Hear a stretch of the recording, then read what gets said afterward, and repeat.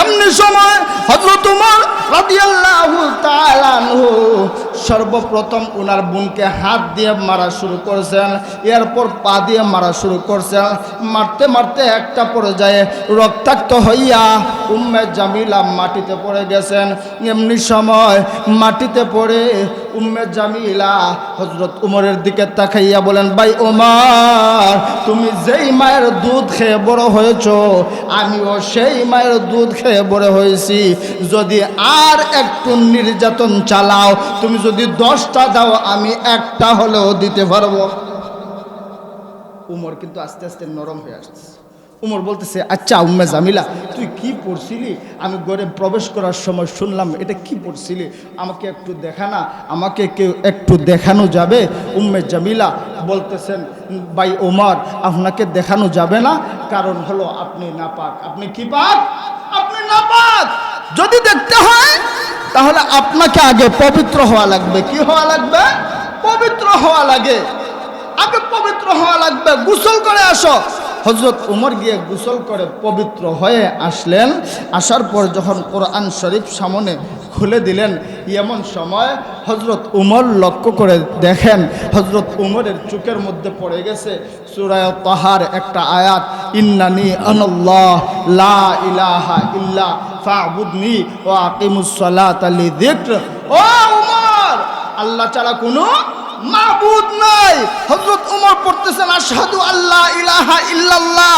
বোন ফাতেমা বলেন, ভাই এখানে দিলা একটা সাক্ষী, আর একটা সাক্ষী দিবা গিয়ে রাসূল আকরাম সাল্লাল্লাহু আলাইহি ওয়াসাল্লামের কাছে। এবার হযরত উমর বলেন, বোন ফাতেমা, আর দেরি নয়, আমাকে নিয়ে রাসূল আকরাম সাল্লাল্লাহু আলাইহি ওয়াসাল্লামের কাছে চলো। বলেন সুবহানাল্লাহ। রাসূল আকরাম সাল্লাল্লাহু আলাইহি ওয়াসাল্লামের কাছে যাচ্ছেন। অপর দিকে রাসূল আকরাম সাল্লাল্লাহু আলাইহি ওয়াসাল্লামের চাচা হযরত আমির হামজা লক্ষ্য করে দেখেন উমর যাচ্ছে। হযরত উমরকে দেখে হযরত হামজা রাদিয়াল্লাহু তাআলা আনহু রাসূল আকরাম সাল্লাল্লাহু আলাইহি ওয়াসাল্লামকে বলেন, ও মুহাম্মদুর রাসূলুল্লাহ সাল্লাল্লাহু আলাইহি ওয়াসাল্লাম, উমর আসতেছে। আল্লাহর রাসূল বলেন, ও হামজা, উমরকে আসতে দাও। উমর আমার মাথা নেওয়ার জন্য আসে নাই। আমার মনে হয় আমি দোয়া করছিলাম, আল্লাহ দুইটা উমর থেকে একটা উমরকে ইসলামের জন্য কবুল করে নাও। আমি দোয়া করছিলাম, আল্লাহুম্মা হদি, আল্লাহুম্মা হদি, আল্লাহুম্মা হদি আহাদি উমরা। ও আল্লাহ, একটা উমর আমাকে দিয়া দাও। আল্লাহ মনে হয় কবুল করে নিছে। উমর জীবন কারোর নিতে আসতেছে না, উমর ইসলামের জন্য নিজের জীবন দিতে আসতেছে। সুবহানাল্লাহ। উমর আসছে, এসে বলতেছি, ইয়া রাসূলুল্লাহ, আমাকে কালিমা পড়াইয়া দেন। সুবহানাল্লাহ। মুসলমান হয়ে গেছে। এমনি সময় হযরত উমর রাদিয়াল্লাহু তাআলা আনহু যখন কালিমা পড়ে মুসলমান হয়ে গেলেন, হযরত উমর আল্লাহর নবী হাবিব কিবরিয়া রাহমাতুল লিল আলামিন নবীজিকে বলেন, ইয়া রাসূলুল্লাহ, ইয়া হাবিবাল্লাহ, ওগো নবীজি, আর বসে থাকা চলবে না। আজ থেকে আমি উমর মুসলমান হয়ে গেছি। আমার জীবন থাকতে আপনার উপরে কেউ আঘাত করতে পারবে না। কিতাবের ভিতরে দুইটা রিওয়ায়াত পাওয়া যায়। একটা রিওয়ায়াতের ভিতরে আসছে তখন মুসলমানের সংখ্যা 11 জন। কতজন? 11 জন। আর একটা রিওয়ায়াতের ভিতরে পাওয়া যায় তখন মুসলমানের সংখ্যা 39 জন। কতজন? 39 জন। আমরা ধরলাম 39, রসুলকে নিয়ে 40। কয়জন? 40। মুসলমানের সংখ্যা হলো তখন 40। হযরত উমর বলেন, হুজুর আর ঘরে বসার দরকার নাই, বের হন, আবার বের হয়ে যান। আল্লাহর রাসূল বলেন, উমর একটু ধৈর্য ধরো মিয়া, আর একটু মুসলমানের সংখ্যা বৃদ্ধি হোক, তারপরে দেখা যাবে। উমর বলেন, ইয়া রাসূলুল্লাহ, আপনি আর টেনশন কইরেন না, উমর মুসলমান হয়ে গেছে। দুনিয়ার এমন কোনো শক্তি নেই উমরের সামনে দাঁড়িয়ে মোকাবেলা করবে। হুজুর সাহাবায়ে কেরামকে দুইটা লাইনে দাঁড় করাইয়া দেন। কয়টা লাইন? দুইটা লাইন। একটা লাইনের মাথায় দাঁড়াবে হযরত আমির হামজা, আরেকটা লাইনের মাথায় দাঁড়াইবেন আপনি আর আমি উমর। এই দুইটা লাইনের চতুর্পাশে, সামনে পিছনে, ডানে বামে, চতুর্পাশে ঘুরে ঘুরে চক্কর দেব। কোন কাফির মুশরিক যদি বাধা দিতে আসে, ওর দেহ থেকে মাথাটা আলাদা করে দেব। সুবহানাল্লাহ। আল্লাহর রাসূল সাল্লাল্লাহু আলাইহি ওয়াসাল্লাম বলেন, ও দুনিয়ার মানুষেরা, উমর সহ আমরা 40 জন রওনা দিলাম। যখন কাবা চত্বরের পাশাপাশি চলে গেছি, এমন সময় হযরত উমর বলেন লিল্লাহে তাকবীর, জোরে বলেন আল্লাহু আকবার। হযরত উমর বলেন লিল্লাহে তাকবীর, রাসূল বলেন আমরা সবাই আল্লাহু আকবার বলে আওয়াজ দিয়ে উঠলাম। এমনি সময় আবু জাহেল গোট থেকে দৌড় দিয়ে বের হইছে। কে রে এত বড় চিৎকার, এত বড় আওয়াজ দিছে, এমন ভাবে দৌড় দিছে হযরত উমর রাদিয়াল্লাহু তাআলা আনহুর পাশাপাশি এসে তার তার পাটা খুব কষ্ট করে ফিরাইছে। এমনি সময় উমর তাকাইয়া বলেন সাবধান। কি দান? সাবধান। বাবিকে বলবা যদি দেখার ইচ্ছা থাকে শেষ দেখা যেন দিয়ে দেয়। সন্তানদেরকে বলবা যদি আব্বা ডাকার ইচ্ছা থাকে তাহলে শেষবারের মতো যেন আব্বা ডেকে নেয়। আজ থেকে নিয়ে উমর মুসলমান হয়ে গেছে। আর যদি কোনোদিন মুহাম্মদুর রাসূলুল্লাহর বিরোধিতা করতে আসবা তাহলে দেহর সাথে মাথা নিয়ে বাড়িতে যাওয়া যাবে না। হযরত উমর রাদিয়াল্লাহু তাআলা আনহু তো ভাই সেই ব্যক্তি। একজন উমর যখন মুসলমান হয়ে গেছে, কাফির কুফারদের অন্তরে ভূমিকম্প সৃষ্টি হয়ে গেছে। কি হয়েছে? আজও আমরা বলি যেইভাবে দুনিয়ার পূর্ব থেকে পশ্চিম, উত্তর থেকে দক্ষিণ সর্বত্র মুসলমানদের উপর নির্যাতন করা হচ্ছে, আল্লাহ আমাদেরকে একটা উমর দিয়া দাও যার ডাকে সমস্ত দুনিয়ার মানুষেরা সাড়া দিবে। আল্লাহর কসম, উমরের মতো একজন মুসলমান যদি এখনো দাঁড়িয়ে যায় আর উনার ডাকে সারা দুনিয়ার মানুষেরা সাড়া দেয় তাহলে কাফির মুশরিকেরা পালানোর মতো রাস্তা খুঁজে পাইবে না। জুড়ে বলেন ঠিক কিনা? আমার ভাইয়েরা, উমর রাদিয়াল্লাহু তাআলা আনহু যখন মুসলিম জাহানের খলিফা, উমর চিনেন উমর কাকে বলে? হযরত উমর একদিন মসজিদুন নববীর মিম্বরের মধ্যে বসছেন। বসে মনে মনে ভাবতেছেন, উমর আজকে তুমি তো মুসলিম জাহানের খলিফা, আজকে তুমি তো মুসলিম জাহানের বাদশা। সাথে সাথেই এই কথা বোঝার চেষ্টা করেন, মনে মনে আসছে উমর আজকে তুমি তো মুসলিম জাহানের খলিফা, তোমার হাতের ইশারায় ওর তো জাহান পরিচালিত হয়। এইটা যখন মনের মধ্যে আসছে, আসা মাত্রই উমর ডান হাত দিয়া ডান গালে তাপ্পড় আর বাম হাত দিয়া বাম গালে তাপ্পড়, ধুমসে তাপ্পড় মারতেছে। আর এমন সময় হযরত উসমান রাদিয়াল্লাহু তাআলা আনহু মসজিদের ভিতরে প্রবেশ করছেন। বালকের বুঝার চেষ্টা করেন, নতুন কথা বলতেছে, এগুলা পাওয়ার কথা না, নতুন কথা বুঝার চেষ্টা করেন। হযরত উমর তাপ্পড় দিতেছে ডান হাত দিয়ে ডান গালে, বাম হাত দিয়ে বাম গালে। হযরত উসমান ভিতরে প্রবেশ করছেন, প্রবেশ করে বলেন আসসালামু আলাইকুম ইয়া আমিরাল মুমিনিন। ওগো আমিরুল মুমিনিন, আপনি কি পাগল হয়ে গেছেন? আপনি কেন নিজের ডান গালে ডান হাত দিয়ে মারতেছেন, বাম গালে বাম হাত দিয়ে মারতেছেন? কেন এমন করতেছেন? আপনি কি পাগল হয়ে গেছেন? আপনি তো মুসলিম জাহানের খলিফা, আপনি তো মুসলিম জাহানের রাষ্ট্রনায়ক, আপনি কেন এমন করতেছেন? আল্লাহ নবীর সাহাবী খলিফাতুল মুসলিমিন ওমর রাদিয়াল্লাহু তাআলা আনহু ডাক দিয়া বলেন, ও ভাই উসমান, তুমি আমার বর্তমানের খবর জানো, আমি মুসলিম জাহানের খলিফা, কিন্তু তুমি তো আমার অতীতের খবর জানো না। আজকে যদিও আমি উমর মুসলিম জাহানের খলিফা, কিন্তু অতীতে আমি উমর ছিলাম বকরি রাখাল। আমার অতীতটা তো বড় কষ্টের ছিল। আমি তো ছিলাম সেই উমর যেই উমর খালার বাড়ি থাকতো আর খালার বকরিগুলা রাখালি করতো। বিকালবেলা আসার পর খালা জিজ্ঞেস করতো, উমর বকরি কয়টা নিয়ে গিয়েছিল আর কয়টা নিয়ে আসছ? তখন আমি বকরি গুনে দেখতাম 3-4টা মাঠের মধ্যে ফেলে আসছি। আবার মাঠে যাইতাম, গিয়ে বকরিগুলা খুঁজে নিয়ে আসতাম। বকরিগুলা খুঁজে নিয়ে আসার পর আমার খালা আমার কানের মধ্যে মুচড় দিয়ে ধরে বলতো, ওমর আজকে যে ভুল করছো, কালকে যদি এই ভুল করো তাইলে আর চাকরি থাকবে না। কি থাকবে না? চাকরি থাকবে না। ওই সময় আমি আমার খালার পায়ে ধরে কান্না করতাম আর বলতাম, খালা মেহেরবানি করে আমার চাকরিটা শেষ করে দিবেন না? আমার চাকরি যদি শেষ হয়ে যায় আমি কোথায় যাব? আমি কোথায় থাকবো? কে আমাকে দেখবে? আজকে ওই উমরকে আল্লাহ আল্লাহ বলে লিতুখরিজান নাস মিনাজ যুলুমাতি ইলান নূর, তুমি আমার কোরআনের পাশে আসবা, আমি আল্লাহ তোমার অন্ধকার জীবনকে আলোর দিকে নিয়ে আসব। উমর বলেন ওই উমর কোরআনের টাচ পাইয়া ওই উমরের জীবনটা আল্লাহ অন্ধকার দিকে আলোর দিকে নিয়ে আসছে। সুবহানাল্লাহ, অন্ধকার থেকে আলোর দিকে নিয়ে আসছে। এই উমর রাদিয়াল্লাহু তাআলা আনহু যখন মুসলিম জাহানের খলিফা হযরত উমর রাদিয়াল্লাহু তাআলা আনহু কোরআন দিয়ে সারা বিশ্ব শাসন করতেন, অর্ধ জাহান শাসন করতেন। হযরত উমর একদিন মনে মনে ভাবেন, আমি তো অর্ধ জাহান শাসন করতেছি কোরআন দিয়ে, সুতরাং কিভাবে শাসন হচ্ছে এটা দেখা দরকার। আমার কথা বোঝা যায় না, দেখা দরকার। একদিন হযরত উমর বের হয়েছেন, মরুভূমির দেশ, পাহাড়ের দুই রাস্তার মধ্যখান দিয়ে যেই রাস্তা, এই রাস্তাকে বলা হয় গিরিপথ। মরুভূমি দিয়ে হাঁটতেছেন, দুই পাহাড়ের মধ্যখানের গিরিপথ দিয়ে হাঁটতেছেন। এমন সময় হযরত উমর লক্ষ্য করে দেখেন একজন সুন্দরী ষোড়শী নারী একা একা হেঁটে হেঁটে আসতেছে। হযরত উমর দেখেই আকাশের দিকে তাকাইলেন, তাকাইয়া পড়লেন আলহামদুলিল্লাহ। উমর কেন আলহামদুলিল্লাহ পড়লেন? আপনার সুন্দরী ষোড়শী বলতে কি সুন্দরী মনে করছে?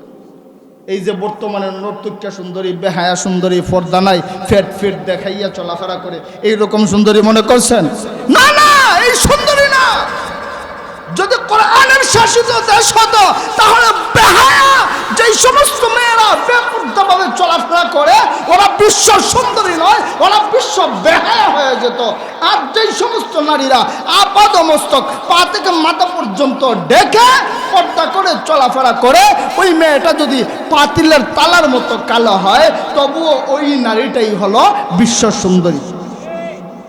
আমার ভাইয়েরা, হযরত উমর আস্তে আস্তে ওই মেয়েটার দিকে অগ্রসর হইলেন। অগ্রসর হয়ে হযরত উমর বলেন, মা, এই নির্জন পথে একা একা আপনি কোথায় যাচ্ছেন?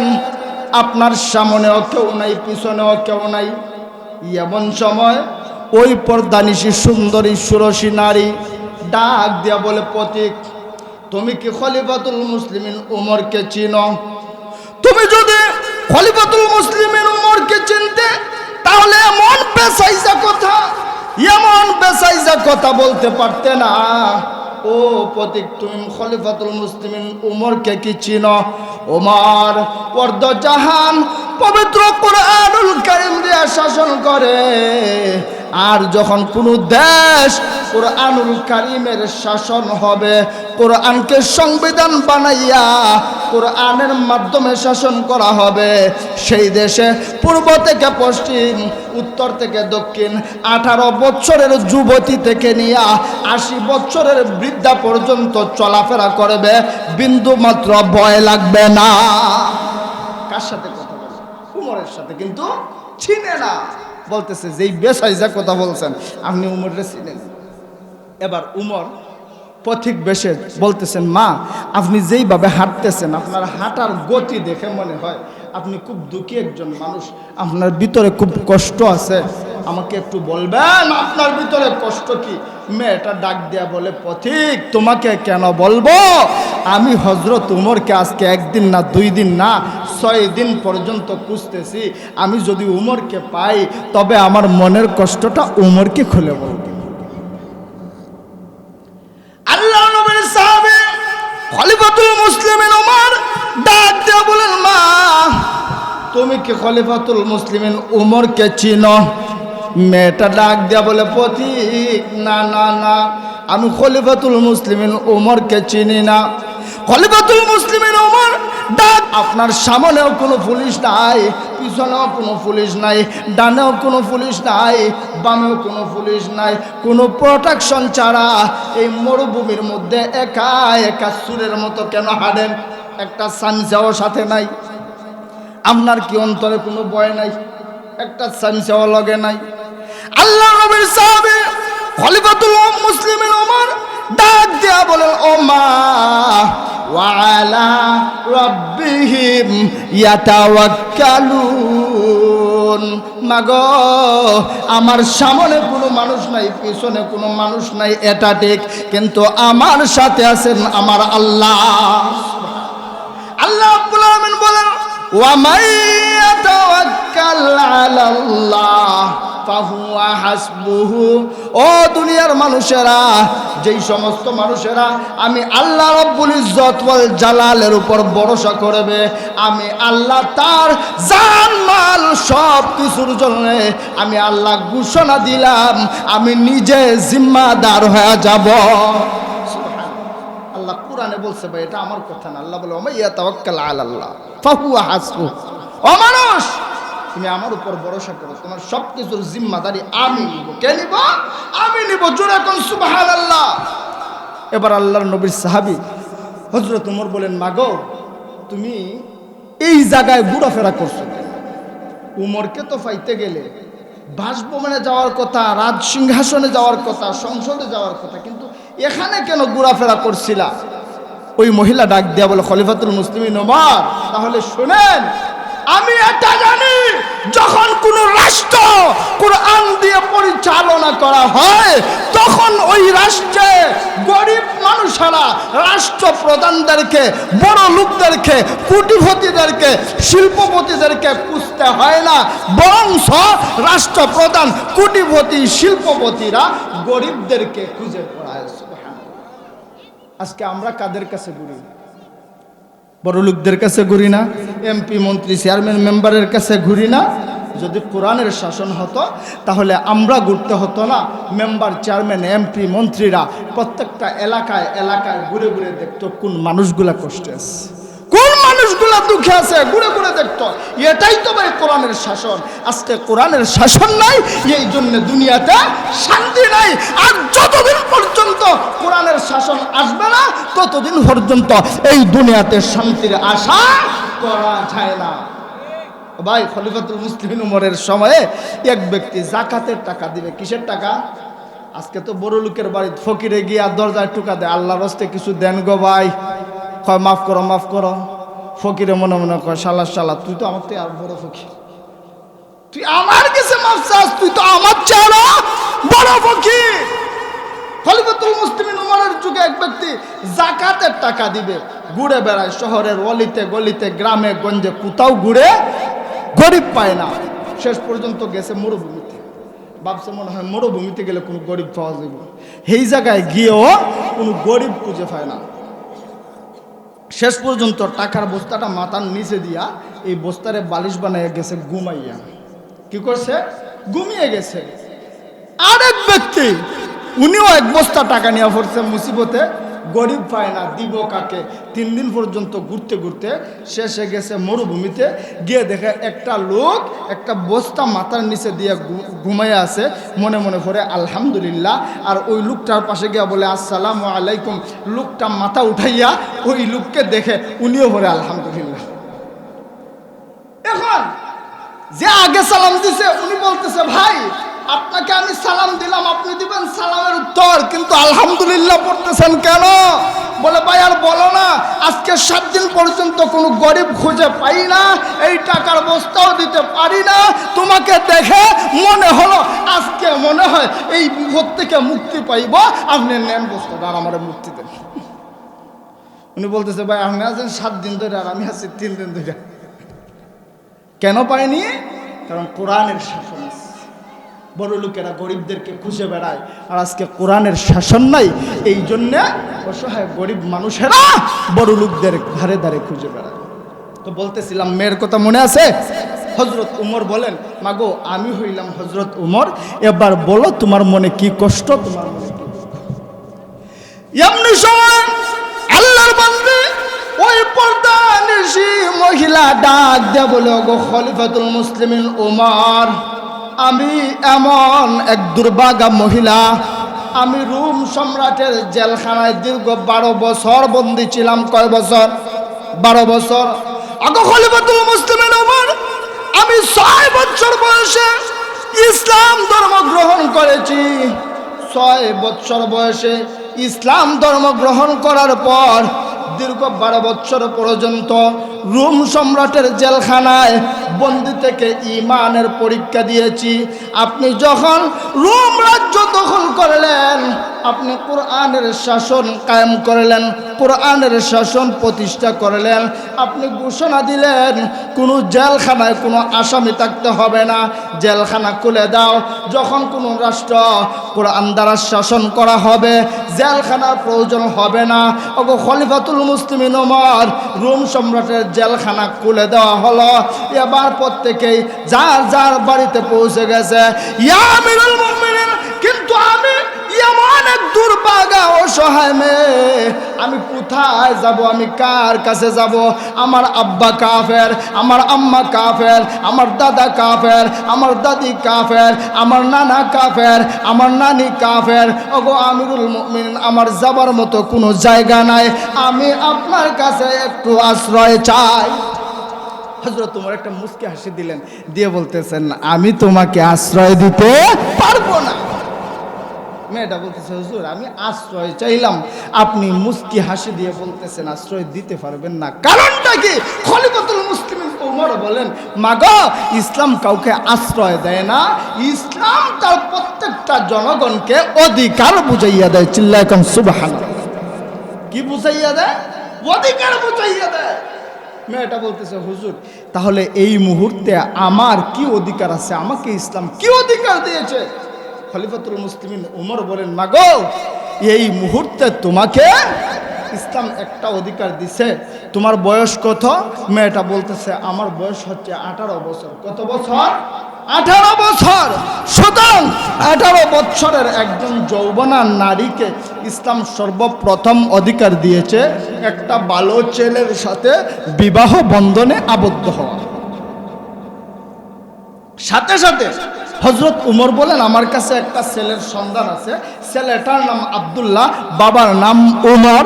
ছেলেটা অনেক হাদিসের হাফেজ, ছেলেটা 6 ফুট লম্বা, ছেলেটার গায়ের রং ফর্সা। তোমার যদি পছন্দ হয় তাহলে। মেয়েটা বলতেছে, আব্দুল্লাহ আপনার কি হয়? যে আমার ছেলে হয়। সুতরাং আমার ছেলেকে তোমার যদি পছন্দ হয় তাহলে আমার ছেলের সাথে বিবাহ বন্ধনে আবদ্ধ হয়ে এই মুহূর্তে আমার বাড়িতে, আমার ঘরে ইসলাম তোমাকে অধিকার দিছে। সুবহানাল্লাহ। মেয়েটা বলে, হুজুর আব্দুল্লাহর চেয়ে কি আর কোনো ভালো ছেলে নেই? সুবহানাল্লাহ করতেন না? হুজুর আব্দুল্লাহর চেয়ে কি আর কোনো ভালো ছেলে নাই? প্রধানমন্ত্রীর ছেলের সাথে প্রস্তাব পাইছে, এরপরও বলতেছে আব্দুল্লাহর চেয়ে ভালো কি আর কোনো ছেলে নাই? আল্লাহর নবীর সাহাবী উমর বলেন, মাগো, আমার জানা মতে আমি তো আমার ছেলে ছাড়া কারো সন্তান বলার অধিকার নেই। তবে হ্যাঁ, তোমার সন্তানে যদি কারো নাম থাকে, কাউকে জানা থাকে, তাহলে উনার নাম বলো, আমি উনার সন্তান চাই। মেয়েটা বলে, হুজুর উনার নাম আমার জানা আছে, উনার ঠিকানা আমার জানা নাই। হুজুর বলেন, নামটা বলো, নামটা কি? এবার মেয়েটা বলে, হুজুর ওই ছেলেটার নাম হলো হযরত হুসাইন। পড়েন সুবহানাল্লাহ। আল্লাহর নবীর সাহাবী হযরত ওমর রাদিয়াল্লাহু তাআলা আনহু দৌড় দিয়ে মেয়েটাকে বাড়িতে রেখে হযরত আলী রাদিয়াল্লাহু তাআলা আনহুর বাড়িতে চলে গেলেন। বাড়িতে গিয়ে দরজায় নক করে বলেন, আসসালামু আলাইকুম ওয়া রাহমাতুল্লাহ। আসসালামু আলাইকুম বলে সালাম দিয়ে হযরত ওমর রাদিয়াল্লাহু তাআলা আনহু তেলাওয়াত করতেছেন, ওয়া আম্মাস-সাইলা ফালা তানহা। বিবাহ পড়াইয়া দিতে চাই। পড়েন সুবহানাল্লাহ। এরপরে কি হয়েছে শুনেন। হযরত হুসাইন ঘর থেকে শুনছে, শুনে বলতেছে, দাঁড়ান, মুরব্বীরা পরে সিদ্ধান্ত নেবেন, দাঁড়ান। দৌড় দিয়ে বের হয়ে আসছে। কি হইল? আমরা তোমার মুরব্বী, আমরা সিদ্ধান্ত নিছি, তুমি দাঁড়াতে বলছো কেন? হযরত হুসাইন বলে, বিয়ে আমি করবো না, আপনারা করবেন। যে আমি যদি করি, সিদ্ধান্ত আমার দরকার, পছন্দ আমার দরকার, আপনারা যে সিদ্ধান্ত নিতেছেন আর মানেটা কি? হযরত উমর বলে, ও হুসাইন, তুমি কি দেখো না আমিও তোমার মুরব্বী, তোমার আব্বাও তোমার মুরব্বী, আমরা তো তোমার ব্যাপারে সিদ্ধান্ত নিতেই পারি। হযরত হুসাইন বলেন, খলিফাতুল মুসলিমিন ওমর, বেয়াদবি মাফ করবেন, আপনাকেও আমি মুরব্বী মানি, আমার আব্বাকেও আমার মুরব্বী মানি, তবে আমার সবথেকে বড় মুরব্বীর নাম হলো মুহাম্মদুর রাসূলুল্লাহ সাল্লাল্লাহু আলাইহি ওয়াসাল্লাম। এবার হযরত হুসাইন ডাক দিয়ে বলেন, ওগো খলিফাতুল মুসলিমিন ওমর, তাহলে এবার শুনেন, কয়েকদিন আগে আমি ঘুমিয়ে স্বপ্ন দেখেছি আমার নানাজি রাহমাতুল্লিল আলামিনকে। হুজুর আমি আমার নানাজিকে স্বপ্ন দেখার পর আমার নানাজির সঙ্গে দেখা করতে গেলাম। আমি গিয়ে দেখি আমার নানাজি আমার নানির পায়ের মধ্যে মাথা রেখে আরাম করতেছে, আর নানু আমার নানার মাথায় হাত বুলাই দিতেছে। আমি এবার চিৎকার করে বললাম, নানাজি আমি তো দেখতেছি আপনি আমার নানির পায়ের মধ্যে মাথা রেখে শুয়ে আছেন, আর আমার নানি আপনার মাথায় হাত বুলাই দিতেছে। নানাজি এইটা কিভাবে জান্নাত হয়? আল্লাহ রসুল সাল্লাল্লাহু আলাইহি ওয়াসাল্লাম বলেন, হুসাইন তুমি ছোট মানুষ, তুমি বুঝবা না।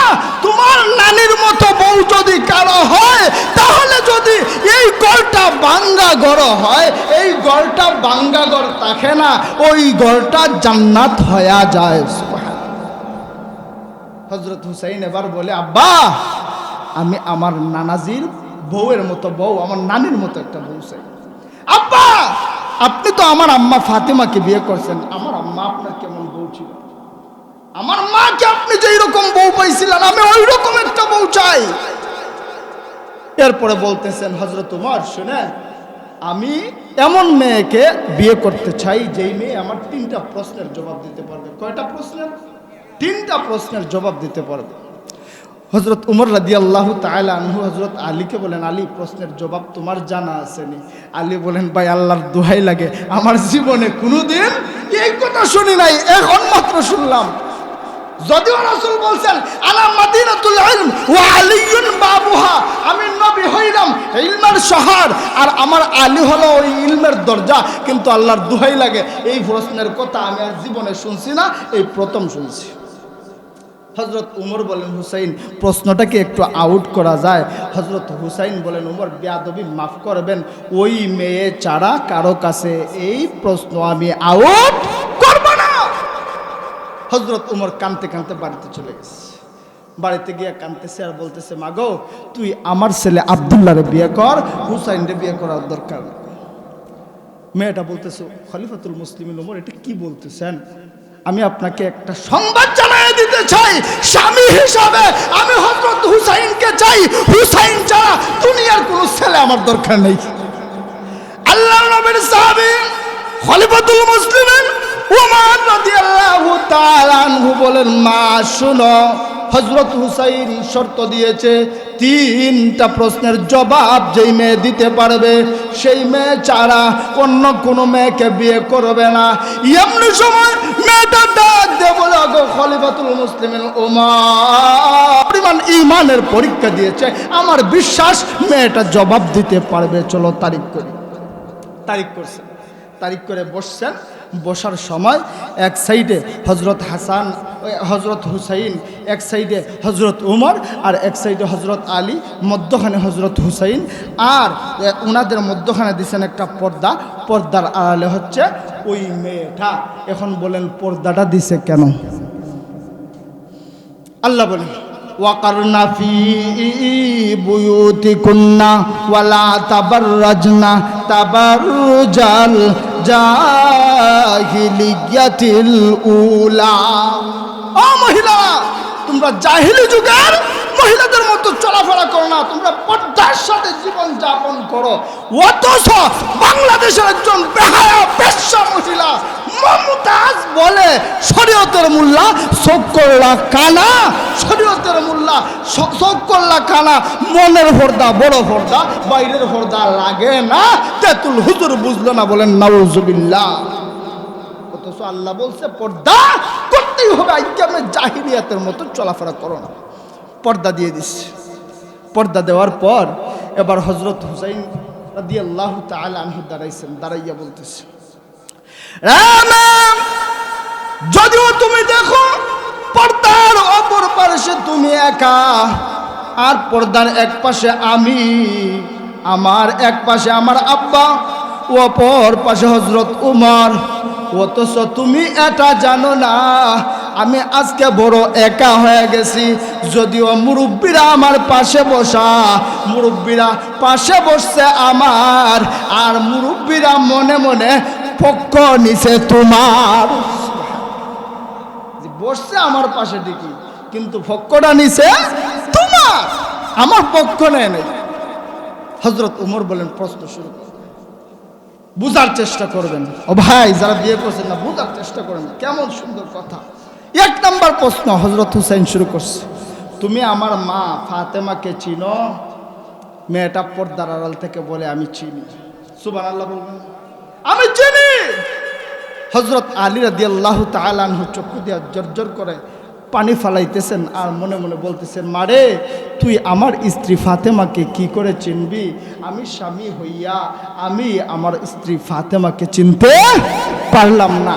হযরত উমর দিছে জিব্বায় কামড়, মনে মনে চিন্তা করতেছে, প্রথম প্রশ্নই আমার, কারণ মেয়েটা 6 বছর বয়সে ইসলাম ধর্ম গ্রহণ করছে, 12 বছর জেলে থাকছে, তাইলে এই মেয়ে ফাতেমাকে পাবে কোথায়? প্রথম প্রশ্নই আউট। হযরত আলী বলেন, মারে তুমি কি করে চিনবা? আমি তো চিনতে পারলাম না। হযরত আলী রাদিয়াল্লাহু তাআলা আনহু বলেন, ও দুনিয়ার মানুষ জানো, একদিন আমার স্ত্রী আর আমি ঘুমাইছি, হঠাৎ গভীর রাতে আমি দেখি আমার স্ত্রী নেই। রাতে ঘুমাইছেন, পাশে যদি হঠাৎ দেখেন স্ত্রী পাশে নাই, কি মনে করেন? শান্তি লাগবে না অশান্তি? আরো দৌড়াইবেন, আরো কত কি মনে আসবে, আল্লাহ কি কাজ করছে, কই যে গেছে, কার সাথে গেছে। হযরত আলীর মনেও একটা অস্থিরতা আসছে। আলী বলেন, আমি বের হইলাম, আমি বের হয়ে দেখি আমার স্ত্রী মাথার মধ্যে একটা কালো কাপড় বেঁধে মরুভূমি দিয়ে হেঁটে, কালো কাপড় বেঁধে হেঁটে হেঁটে উনার আব্বা রাসূল আকরাম সাল্লাল্লাহু আলাইহি ওয়াসাল্লামের বাড়িতে গেছে। গিয়ে বলতেছে, আব্বা দরজাটা খুলেন। দরজা খোলা হলো। হযরত উমর বলেন, আমি জানালার পাশে গেলাম, জানালার পাশে গিয়ে কান লাগাইলাম, আগে বলো, দিনের বেলা বলো না, আমার সাথে আসলে কিছু বলো না, আজকে মনে হয় তোমার আব্বাকে কিছু বলতে আসছো, কি বলবা আজকে শুনি। হযরত আলী বলেন, ও দুনিয়ার মানুষেরা আমি শুনি। আমার স্ত্রী ফাতেমা বলে, আব্বা লাইটটা জ্বালান। মুহাম্মদুর রাসূলুল্লাহ সাল্লাল্লাহু আলাইহি ওয়াসাল্লাম যখন লাইটটা জ্বালাইলেন, হযরত ফাতেমা হাতটা বাড়াইয়া দেখাইলেন।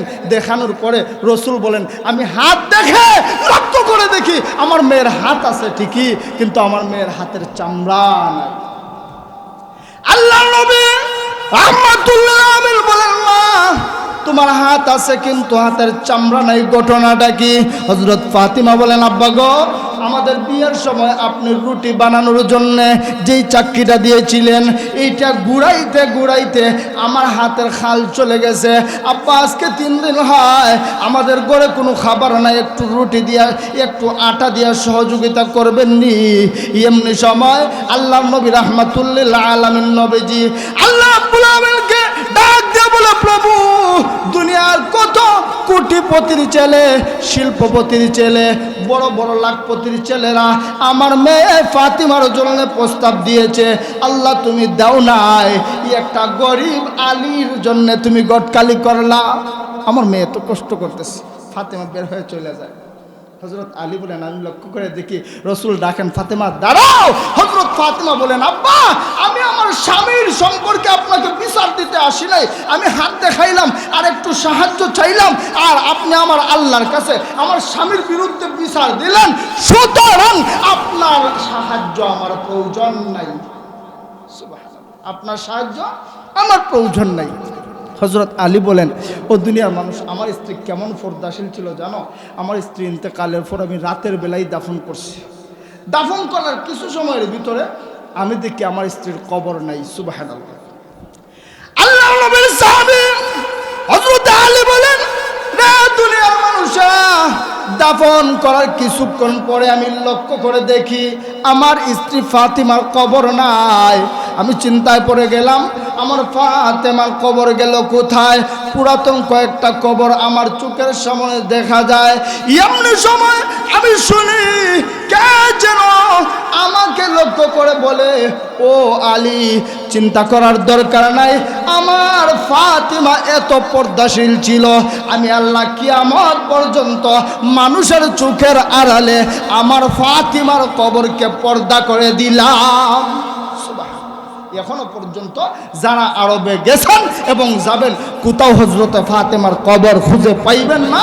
হযরত ফাতেমা খুব বেশি পর্দাশীল ছিলেন, এই জন্য আল্লাহ ফাতেমার কবরটা আমাদের চোখের আড়ালে পর্দা বানায় দিছে। জোরে কোন সুবহানাল্লাহ। তো মেয়েটাকে বলা হলো, আমার আম্মা ফাতেমাকে চিনেননি? মেয়েটা বলতেছে, আমি চিনি। কিভাবে চিনে এবার মেয়েটা বলে, হুসাইন, তোমার আম্মা ফাতেমাকে আমি চিনি। উনার চোখের ব্রু ছিল জোর ব্রু, উনার ডান গালের মধ্যে একটা লাল দাগ ছিল, একটা তিল ছিল, উনার তুতির নিচে একটা লাল দাগ ছিল। হযরত আলী বলেন, মারে আর সামনে যাওয়ার দরকার নাই, থামো, এখানে একজন পরপুরুষ আছে। পরপুরুষটাকে কার সাথে ওয়াজ করে? পরপুরুষটা হচ্ছে হযরত ওমর। এখানে একটা পরপুরুষ আছে, আর সামনে যাওয়ার দরকার নেই, থামো। কিভাবে জানো, কিভাবে চিনলা? এবার মেয়েটা ডাক দিয়ে বলে, ও হুসাইন শুনো, আমি তোমার আম্মা ফাতেমাকে কিভাবে চিনি। ও হুসাইন শুনো, আমি দুনিয়ার সাধারণ কোনো পরিবারের মেয়ে না, আমি হচ্ছি রোম সম্রাট, সম্রাট কায়সারের নাতিন। আমার বয়স যখন 6 বছর, আমি একদিন ঘরের মধ্যে খেলাধুলা করতেছি, এমন সময় আমি লক্ষ্য করে দেখি আমার দাদা কায়সার ঘরের মধ্যে প্রবেশ করে আমাকে বলেন, রে নাতিন, একটা খেলা দেখবানি? বাচ্চারা খেলা দেখার পাগল কিনা, একটা খেলা দেখবানি? আমি বললাম, হ্যাঁ দেখবো। আমার দাদাজি আমাকে বিকালবেলা ওনার সাথে সংসদে নিয়ে গেলেন। আমি লক্ষ্য করে দেখি একটা মানুষের চোখ কালো কাপড় দিয়ে বাঁধা। আমি জিজ্ঞেস করলাম, দাদাজি ওই লোকটা কে, ওনার চোখগুলা বাঁধা কেন? এমন সময় জবাব আসলো, রে নাতিন, এইটা মানুষ না, এটা হইল মুসলমান। নাউজুবিল্লাহ বলবেন না, এটা মানুষ না, এটা হচ্ছে মুসলমান। দুনিয়ার কাফির মুশরিকেরা মুসলমানদেরকে মানুষ বলতে পর্যন্ত রাজি না। ও যুবকেরা, আজকে খেলাধুলায় কার জন্য পাগল হও? দুনিয়ার কাফিরা তোমাকে আমাকে মুসলমান কি মানুষ বলতেই নিয়ে রাজি না। এটা তো মানুষ না, এটা হচ্ছে মুসলমান। দাদা বুঝলাম এটা মুসলমান, কিন্তু ওনার চোখগুলো বাঁধা কেন? এমনি সময় ডাক দিয়া বলে, নাতিন শুনো, এটা মুসলমান, ও যদি আল্লাহ এবং রাসূলকে অস্বীকার করে তবে ওকে ছেড়ে দেওয়া হবে, আর যদি আল্লাহ এবং রাসূলকে অস্বীকার না করে তাহলে ওই তেলের পাতিলের মধ্যে ফালাইয়া ওকে জ্বালানো হবে। ওই মেয়ে ডাক দিয়ে বলে, হুসাইন, এক পর্যায়ে আমি বাড়িতে যেতে চাইলাম, আমার দাদা আমাকে বাড়িতে যেতে দেন না, আমাকে বলেন দাঁড়াও। আমি দাঁড়াইলাম। এবার আমার দাদাজি বলেন, ওই মুসলমানকে তেলের পাতিলের মধ্যে ফেলে দাও। মেয়েটা ডাক দিয়া বলে, হুসাইন, যখন ওই মুসলমানকে তেলের পাতিলের মধ্যে ফেলে দেওয়া হয়, আমি আমার চোখগুলো চেপে ধরলাম।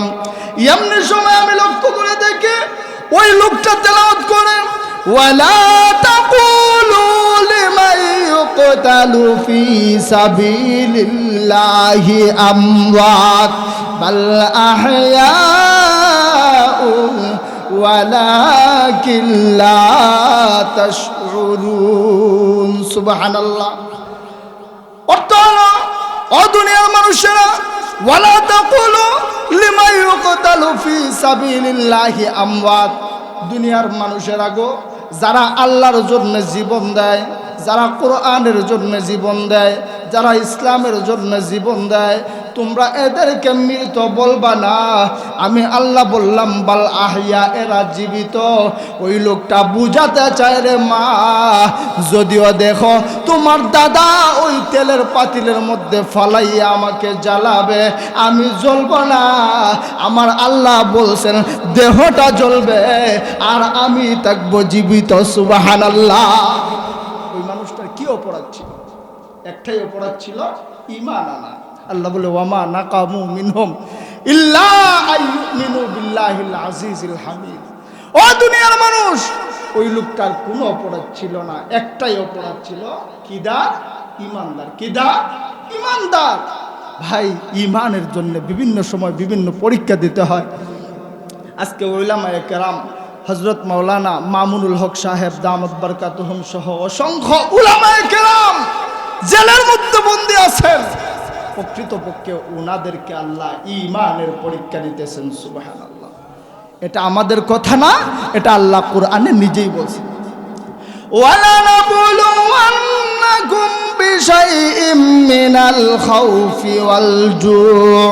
وَالْجُوعِ وَنَقْصٍ مِّنَ الْأَمْوَالِ وَالْأَنفُسِ وَالثَّمَرَاتِ وَبَشِّرِ الصَّابِرِينَ। ও দুনিয়ার মানুষেরা, তোমরা যদি ঈমানদার হও, তোমরা যদি মুমিন হও, তোমরা ঈমান এর উপর যদি অটল আর অবিচল থাকতে চাও, তাহলে তোমাদের জানের উপর, তোমাদের মালের উপর, তোমাদের ধন সম্পদের উপর বিভিন্ন সময় আমি আল্লাহ বিভিন্নভাবে পরীক্ষা নিব। আর তোমরা যদি ওই পরীক্ষায় পাশ করো, শোনো, যদি ধৈর্য ধারণ করতে পারো, আমি আল্লাহ ঘোষণা দিলাম, ইন্নাল্লাহা মা'আস সাবিরিন, আমি আল্লাহ ধৈর্যশীলদের সাথে আছি। ধৈর্য ধারণ করবা, আমি আল্লাহ বলছি, ধৈর্যশীলদের সাথে আমি আল্লাহ আছি। তো বলতেছিলাম, মনে আছে, মেয়েটা বলতেছে, আমি দৌড় দিয়ে বাড়িতে চলে গেলাম, আবার আমাকে নিয়ে আসা হলো। এবার লোকটাকে চোখে কাপড় বেঁধে তেলের পাতিলের মধ্যে, তেলের ডেগের মধ্যে ফালানো হবে। আমি আমার হাত এইভাবে হাত দিয়ে চোখগুলা চেপে ধরলাম। আমি শুনি গায়েবী ভাবে কে যেন পড়তেছে, লা ইলাহা ইল্লাল্লাহু মুহাম্মাদুর রাসূলুল্লাহ। ও দুনিয়ার মানুষেরা, এই লা ইলাহা ইল্লাল্লাহর আওয়াজটা আমার আল্লাহ আমার অন্তরে গেঁথে দিছে। সুবহানাল্লাহ। আমার অবস্থা এমন হলো, আমার মনে হয় আমিও জীবন দিব, কিন্তু আর ঈমান দেব না।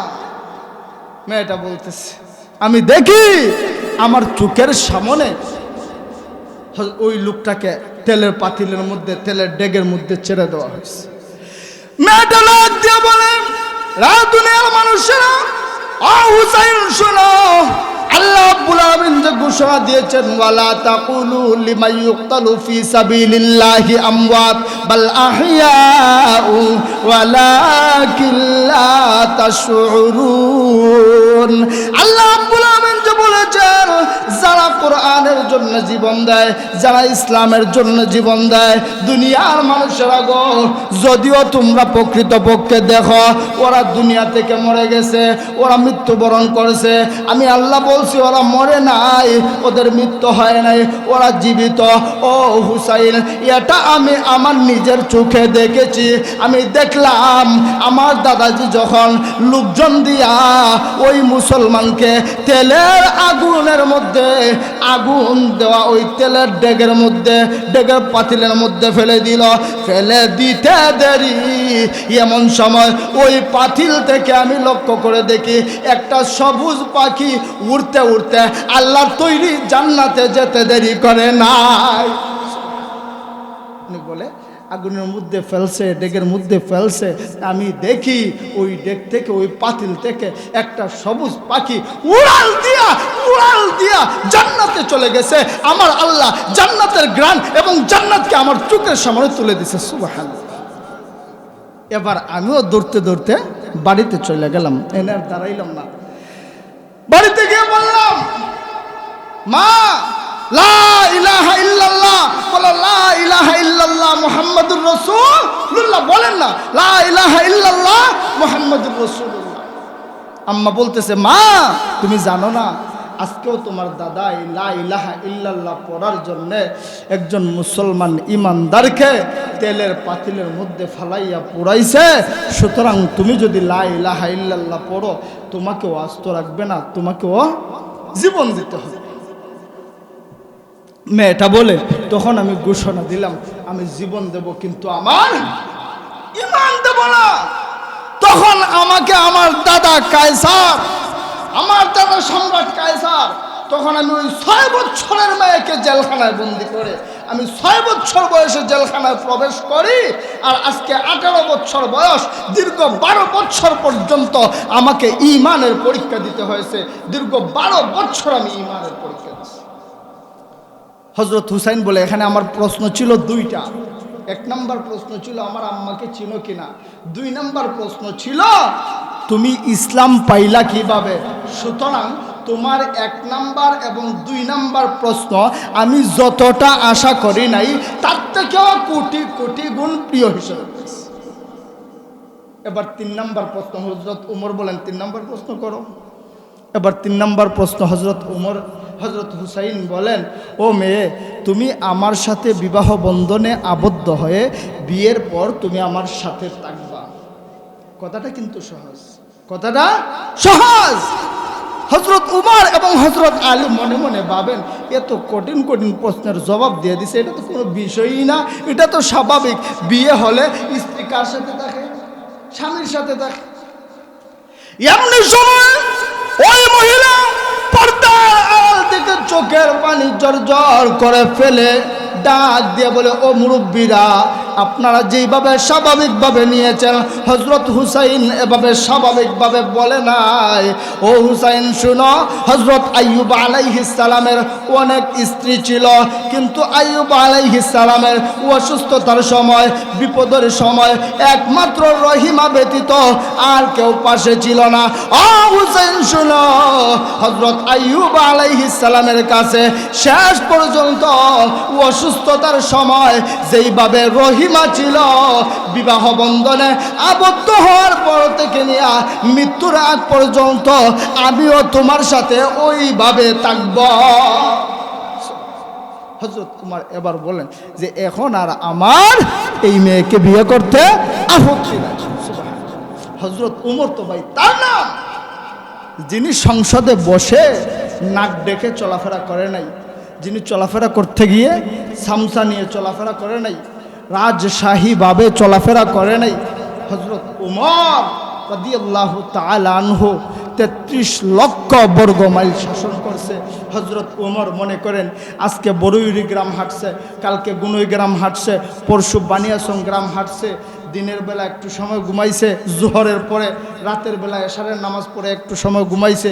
আনুমানিক মনে করেন রাত যখন 10টা 11টা হয়ে গেছে, হযরত উমর বের হয়ে গেছে। আমার রাষ্ট্রে কোন মানুষটা কষ্টে আছে আমাকে দেখতে হবে, কোন মানুষটা কষ্টে আছে আমাকে দেখতে হবে। আজকে যদি আমার রাজ্যে কোনো মানুষ না খেয়ে কষ্টে মারা যায়, কাল কিয়ামতের কঠিন ময়দানে আমাকে আসামি হিসাবে দাঁড়াতে হবে। উমর তো ভাই তার নাম। আল্লাহ বলে, ইন্নামাল মুমিনুনা আল্লাযীনা ইযা যুকিরাল্লাহ ওয়াজিলাত কুলুবুহুম। ও দুনিয়ার মানুষ, আমার ঈমানদার বান্দাবান্দীদের সামনে যখন আমি আল্লাহর নাম উচ্চারণ করা হবে, তখন তাদের অন্তরাত্মা, তাদের কল্ব কেঁপে উঠবে, তাদের অন্তর কেঁপে উঠবে। ওয়া ইযা তুলিয়াত আলাইহিম আয়াতুহু যাদাতহুম ঈমানা। আর যখন তাদের সামনে আমার কোরআনের আয়াতগুলা তেলাওয়াত করা হবে, তখন তাদের ঈমান বৃদ্ধি হবে। ওয়া আলা রাব্বিহিম ইয়াতাওয়াক্কালুন। আর তারা সর্বা অবস্থায় আমার উপর ভরসা করবে। উমর তো ভাই সেই ব্যক্তির নাম, দুনিয়ার কোন তন্ত্র মন্ত্র দ্বারা দুনিয়া শাসন করে নাই। সেই জন্য উমর চলাফেরা করতে গিয়ে পুলিশের দরকার নাই, হার্বির দরকার নাই, র্যাব বাহিনীর দরকার নাই। উমর সর্ব অবস্থায় এমনভাবে চলাফেরা করছে, ও দুনিয়ার মানুষ, যদিও আমার সামনে পিছনে কেউ নাই, ওয়া আলা রাব্বিহিম ইয়াতাওয়াক্কালুন, আমার সাথে আছে কে? আল্লাহ। হযরত উমর তো ভাই তার নাম। হযরত উমর রাদিয়াল্লাহু তাআলা আনহু একদিন রাতের বেলা বের হয়েছে, আনুমানিক রাত 10টা 11টার দিকে বের হয়ে মরুভূমির দিকে হাঁটতেছে। লক্ষ্য করে দেখেন অনেক দূরে একটা তাঁবুর ভিতরে দেখা যায় একটা লাইট জ্বলতেছে। কি জ্বলতেছে? লাইট জ্বলতেছে। সবাই, উমর কেমন সাহসী মানুষ!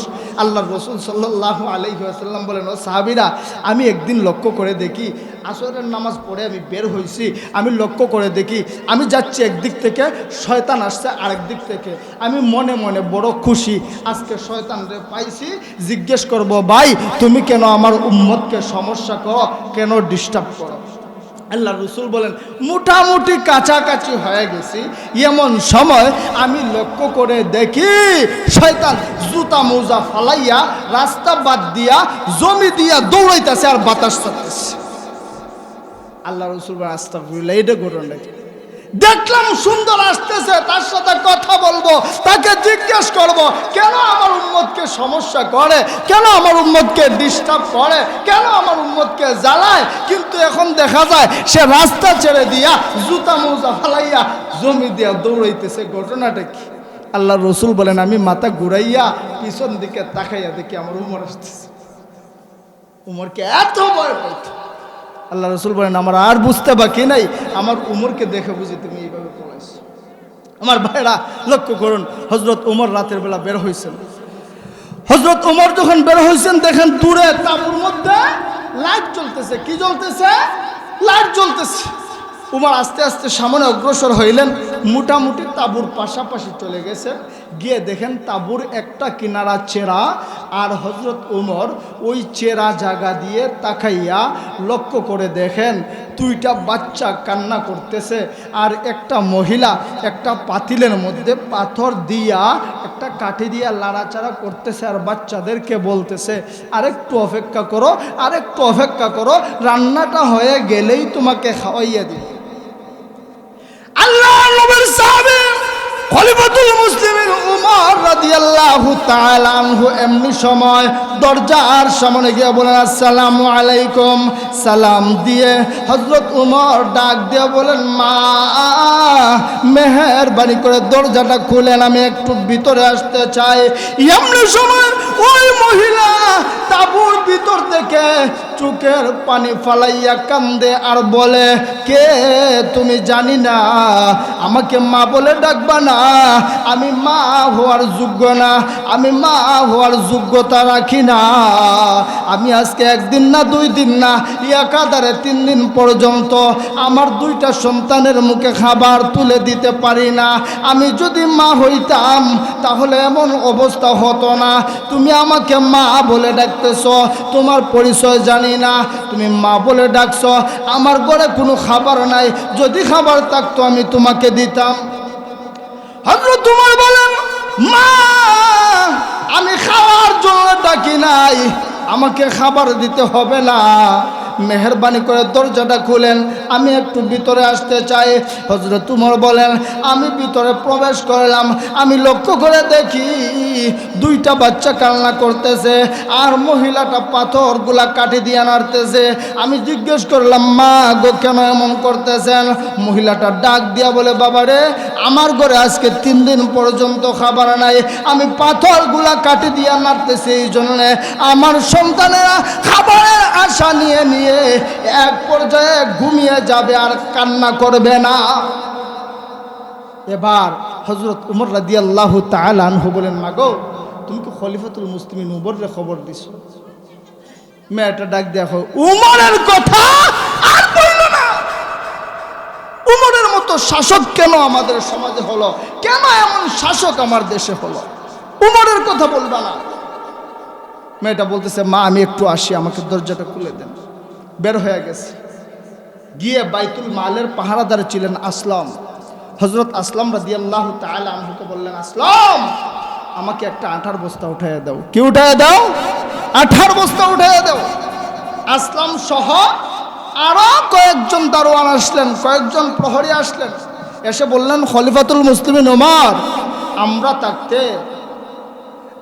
থাকতে আপনি আটার বস্তা বসে নিবেন, এটা হয় না, আটার বস্তাটা আমার উপরে উঠিয়ে দেন। আল্লাহর রসুলের সাহাবী বলেন, আজকে দুনিয়াতে তুমি আমার আটার বস্তা তোমার কাঁধে উঠাইয়া নিবা, অথচ আল্লাহ কুরআনুল কারীমের ভিতরে ঘোষণা দিয়েছেন, ইয়াউমা ইয়াফিরুল মারউ মিন আখিহি ওয়া উম্মিহি ওয়া আবিহি ওয়া সাহিবাতিহি।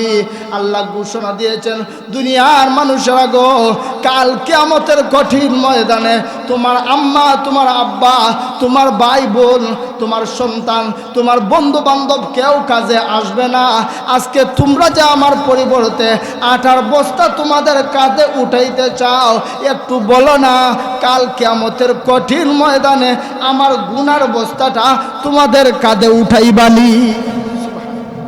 উমর বলে, আজকে যে আমার এই আটার বস্তা তোমাদের কাঁধে তুলে দেব, কাল কিয়ামতের দিন তোমরা কি আমার গুনার বস্তাটা তোমাদের কাঁধে নিবা? সুতরাং আমার কাঁধেই বস্তাটা উঠিয়ে দাও। হযরত উমর রাদিয়াল্লাহু তাআলা আনহু আস্তে আস্তে চলে গেলেন, বস্তাটা নিয়ে গিয়ে বললেন, মাগো দরজা খুলেন। দরজাটা খোলা হলো।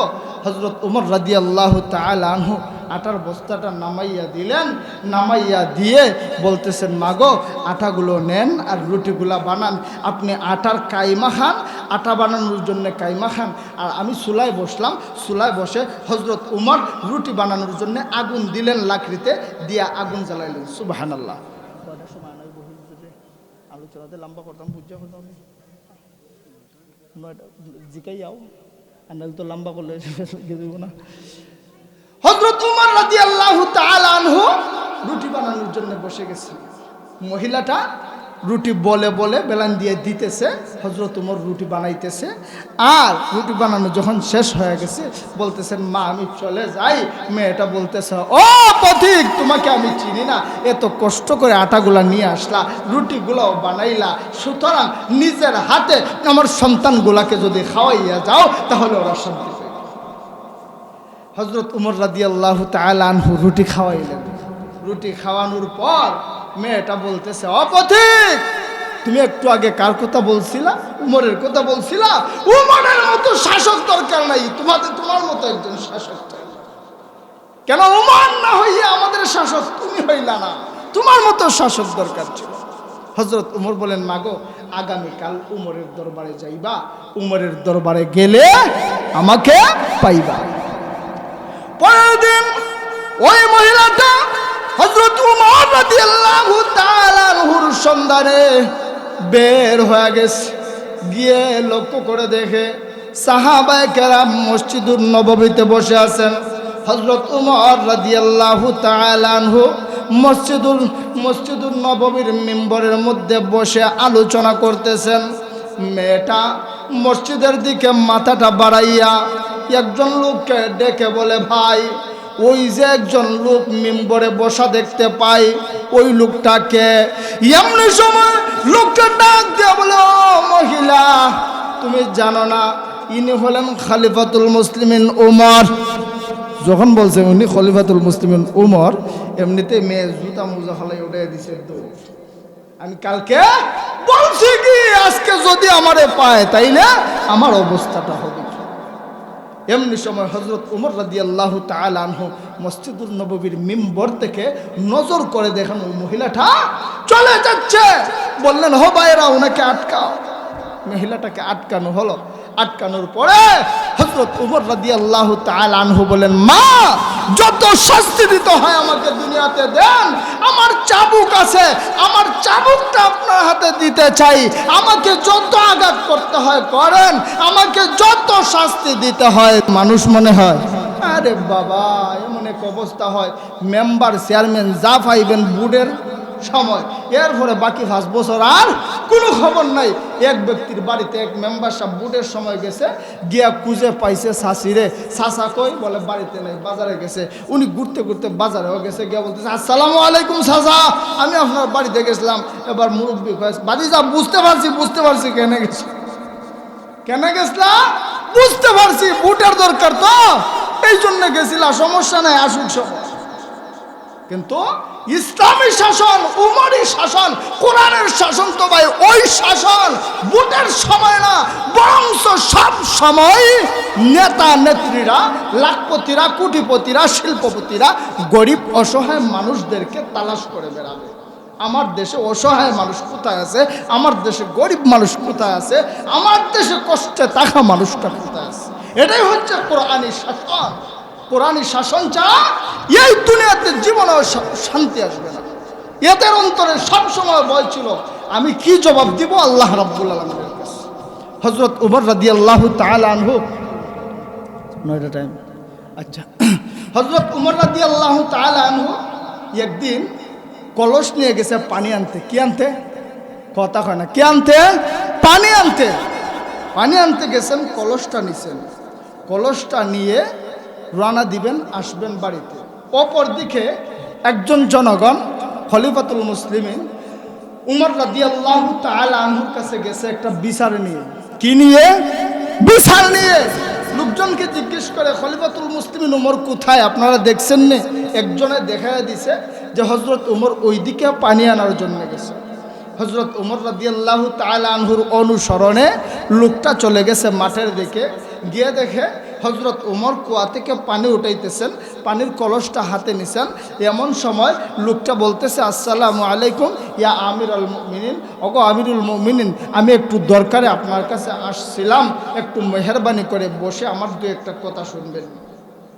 হযরত উমর রাদিয়াল্লাহু তাআলা আনহু বসে গেলেন, কিন্তু কলসটা নিজের পায়ের উপরে রাখলেন। কোথায় রাখলেন? পায়ের উপরে রাখলেন, মাটিতে রাখলেন না। লোকটা বলে, হুজুর মেহেরবানি করে কলসটা নিচে রাখেন না। খলিফাতুল মুসলিমিন উমর ধমক দিয়ে বলতেছে, মামিয়া তুমি কি বলো? আজকে যে আমি এই কলসটা এই জমিনে রাখবো, যদিও আমি মুসলিম জাহানের খলিফা, যদিও আমি মুসলমানদের শাসক, যদিও আমি আমিরুল মুমিনিন, কিন্তু এই জমির মালিকটা আমি না। আজকে যে আমি আমার এই বেজা কলসটা শুকনাও না, আজকে যে আমি আমার এই বেজা কলসটা এই জমিনের মধ্যে রাখবো, বেজা কলসে যে মাটিটুকু লাগবে, এই মানুষটার, এই লোকটার জমি থেকে তো এই মাটিগুলো আমার কলসের সাথে চলে যাবে। কাল কিয়ামতের মাঠে আল্লাহ যদি বলে, উমর মুসলিম জাহানের খলিফা ছিলা, ক্ষমতা দেখাইছিলা, তুমি তো ওই জমির মালিক ছিলা না মিয়া, তুমি তো মাত্র ছিলা মুসলমানদের একজন রাখাল, তুমি তো মাত্র ছিলা মুসলমানদের একজন অভিভাবক, তুমি তোমার ক্ষমতা দেখাইয়া, তোমার প্রভাব দেখাইয়া, তুমি তোমার শক্তি দেখাইয়া ওই যে বেজা কলসটা তুমি এই মাটিতে রাখছিলা, আর লোকটার জমি থেকে কিছু ধুলাবালি তোমার কলসে লেগে আসছিল, এই মাটিগুলা কেন আনছিল এর হিসাব দাও। তাহলে আমি আল্লাহর দরবারে কি জবাব দিব? সাহাবায়ে কেরাম বলেন, ও দুনিয়ার মানুষরা, খলিফাতুল মুসলিমিন উমর তো সেই ব্যক্তির নাম যিনি